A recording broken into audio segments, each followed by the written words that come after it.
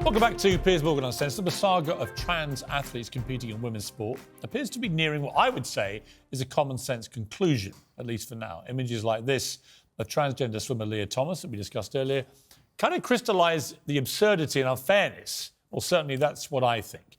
Well, high-profile stories like that of Laurel Hubbard, who made the Tokyo Olympics as a trans weightlifter at the age of 43, nearly double the age of any of the other female contestants, sparked furious debate. Well, last week, World Athletics announced that trans athletes will no longer be allowed to compete against women from the end of this month. They did it to protect fairness and integrity of women's sport. Critics said it's transphobic. That's their response to anything in this debate, and leaves trans women with nowhere to go, which is a fairer argument, which has to be resolved. Well, joining me now is British shot put champion Amelia Strickler and human rights campaigner Peter Tatchell. Well, welcome to both of you.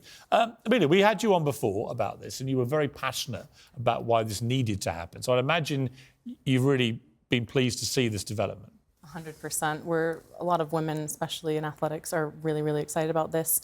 It's just about now making it go into grassroots and masters level, where there is a lot of trans women competing in the women's category as well. So now that we've got the elite level, it needs to be all levels, all sports. So, Peter, it's complex, this, because I don't want trans athletes not to be able to compete. Let me just say that straight away. But I spent some time with Martina Navratilova in Florida last week, who's been recovering from double cancer, and it was a very moving interview. But we actually had a chat about this as well, because she's one of the most high-profile LGBTQ campaigners there's ever been.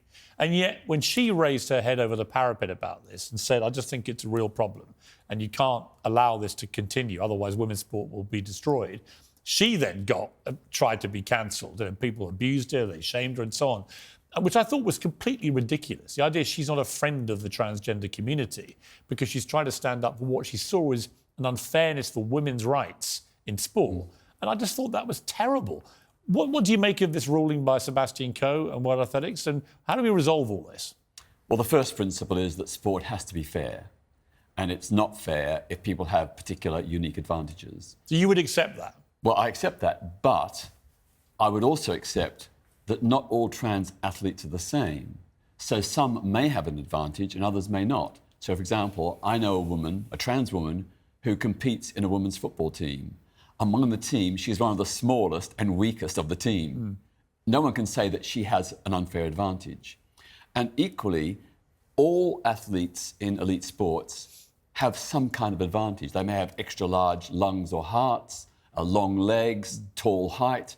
Michael Phelps, that fantastic, brilliant swimmer who won so many gold medals in the pool, had an unfeasibly large wingspan. And when he put his arms out, it was 6 inches longer than anybody else's reach. So, but he also had extra large lung capacity. Right. So I've heard this. Extra large feet. Yeah, I think it's not an invalid argument, Amelia. That there, in all sport, you're going to get some people who are physical freaks, if for want of a better phrase, like Michael Phelps, who literally could do this. And it's normally the same as your height or something, isn't it, the span? And he had 6 inches extra and massive hands, right? Obviously can help him, and huge feet, I think, as well. What's your response to that argument? But biologically, they're still the sex that they're competing against. At the end of the day, reducing a testosterone level is not going to cut it, because women are so much more than a testosterone level.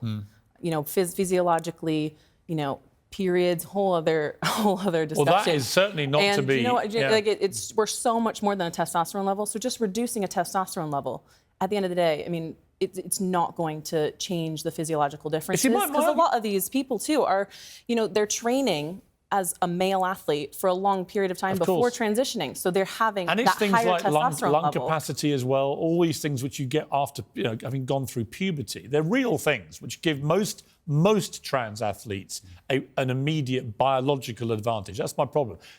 The other half of this is what if they don't compete against women born to female bodies, what happens to trans athletes? Now, I think there's one of two things you can do.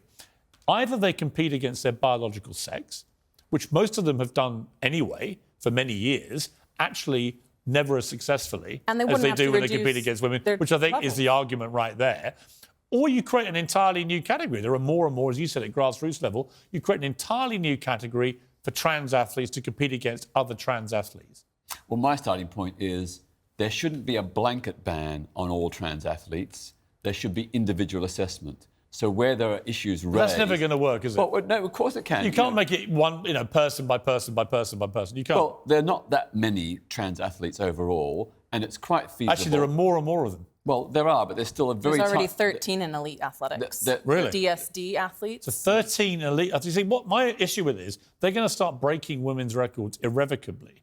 Because, Leah Thomas won one race against females, that's, just from point of the argument, females, by 50-odd seconds. It was ridiculous. And then at the podium, towers over these... this podium picture, no one can be happy about that. Yeah. That is clear advantage for a biological male. Well, I'm saying where there is a clear, demonstrable, proven advantage, an unfair advantage, then, of course, that should not be allowed to take place. But I do think that individual assessment, rather than a blanket ban, is the way to go. Okay, Amelia... Because then you penalise the ones who do have an unfair advantage, but you don't penalise the ones that don't. So, Amelia, it's interesting because in rugby, I think in places like New Zealand now, for example, they do actually, because they recognise that some kids, when they get to 13, are twice the size of other 13-year-old kids, they now separate them in weight classes rather than age. So they put the ones who are a certain size and they play rugby against each other, depending, but it's no longer about age. So is what Peter saying, has he got any merit to do it this way? I don't think me or many female athletes would think that was still appropriate because of the biological sex that is there at the end of the day. Yeah. There's still so many physiological differences. And Peter, that they're not going to have, change. they're never going to have a period, right? Whereas every elite female athlete, once a month, has, but in some cases, quite a crippling condition, which they're going to get every month, which will affect their training, it will affect everything. Competitions, right? Which I completely understand when women say that. That's not going to happen to a trans athlete. No, it won't. So they have that advantage regardless of their size. Yeah. But again, I say, don't have a blanket ban, have individual assessment. I think it's particularly unfair for intersex athletes like Casa Semenya. Well, that's a different Africa. case. But it's very similar because it's about a mixture of male and female, and it's not something they have chosen. It's something they're born with. I do feel, I feel it's not like the rapist situation in Scotland where I think they're literally scamming the system. I do have respect for people who transition. It's not about being transphobic at all. It's about... but Casa didn't transition. She was born... No, I know. I think that's a different case. But I think that they're very, very unique cases. There's hardly any of them, right? Well, there's the 13. That's the number. No, in terms of Casa DSD. Yeah, sorry, that was the number I was referring to. There were 13 DSD athletes in the women's distance events, and 3 of them had gold, silver, and bronze in 2016 Olympics. So clearly they have an advantage because they've done really, really well for themselves. Or they might just be very good athletes. But, I take... But they did go through male puberty. There's a debate going on here. And I think we need more science, more investigation. And I do think, as I said, it has to be fair. But World Athletics said, we've seen the science. This is why we've made our decision. We've seen the science. Peter, I like your attempt to try and win this argument, but I don't agree with you. Even Lord Coe said... He did. Even Lord Coe, he said, it's not proven that they don't have an advantage. So, it's a negative that Lord Coe and the World Athletics Federation are seeking to uphold, and I think that's a very bad way to go. Maybe, but I think the best way to do it is to say stop, pause, continue investigating, but for now, preserve the integrity of women's sport. Yes. Right, Amelia? That's 100%. Where I think... Please give us a shot. Yeah. Please. In your case, literally. Literally, yes. Great to talk to you both. Thank you both very much.